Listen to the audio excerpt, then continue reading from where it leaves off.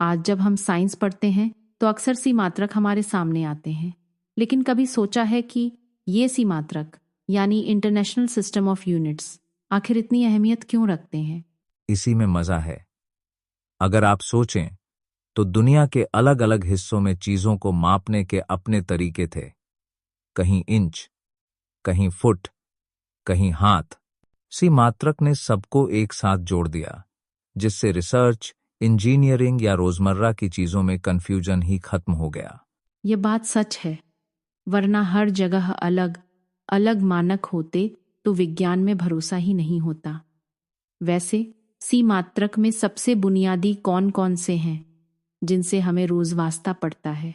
देखिए, लंबाई के लिए मीटर, द्रव्यमान के लिए किलोग्राम, समय के लिए सेकंड, तापमान के लिए केल्विन, ये चार तो रोजाना सुनने को मिल जाते हैं। इनके बिना तो कोई प्रयोगशाला, कोई गणना पूरी नहीं होती।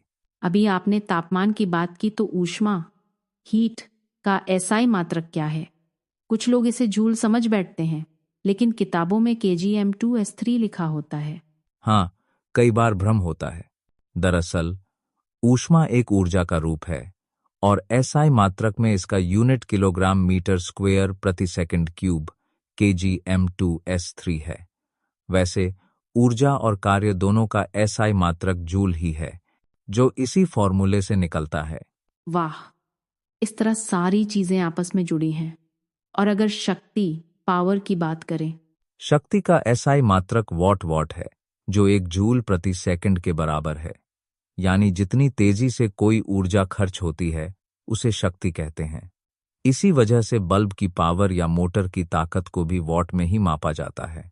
अब आपने जिक्र किया बल का, तो बल और भार दोनों का सी मात्रक न्यूटन ही होता है ना? बिल्कुल, बल और भार दोनों के लिए हम न्यूटन का इस्तेमाल करते हैं। न्यूटन दरअसल द्रव्यमान और त्वरण का गुणनफल है, यानी F इक्वल्स मा। यही तो दिलचस्प है।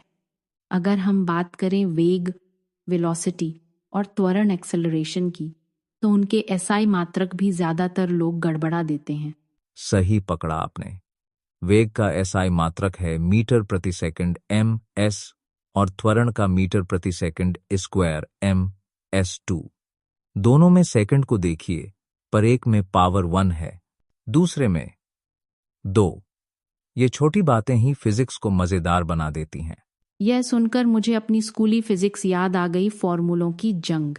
वैसे इन सब के अलावा घनत्व का सी मात्रक क्या होता है? घनत्व का एसआई मात्रक है किलोग्राम प्रति मीटर क्यूब kgm3। अब अगर बात करें इलेक्ट्रिसिटी की, तो वहां कई यूनिट्स हैं, जैसे विद्युत धारा के लिए एम्पियर, आवेश के लिए कूलम्ब और विद्युत ऊर्जा के लिए इलेक्ट्रॉन वोल्ट। इलेक्ट्रॉन वोल्ट सुनते ही मुझे पार्टिकल फिजिक्स की याद आ जाती है। वैसे प्रकाश से जुड़े यूनिट्स भी कम रोचक नहीं, जैसे ल्यूमेन, कैंडेला और ज्योति तीव्रता। सच में, कैंडेला से हम लाइट की तीव्रता मापते हैं और ल्यूमेन से फ्लक्स का अंदाजा लगता है। वहीं चुंबकीय फ्लक्स का सी मात्रक वेबर है और चुंबकीय प्रेरण के लिए टेस्ला। इन सब के बिना तो मॉडर्न टेक्नोलॉजी की कल्पना करना ही मुश्किल है।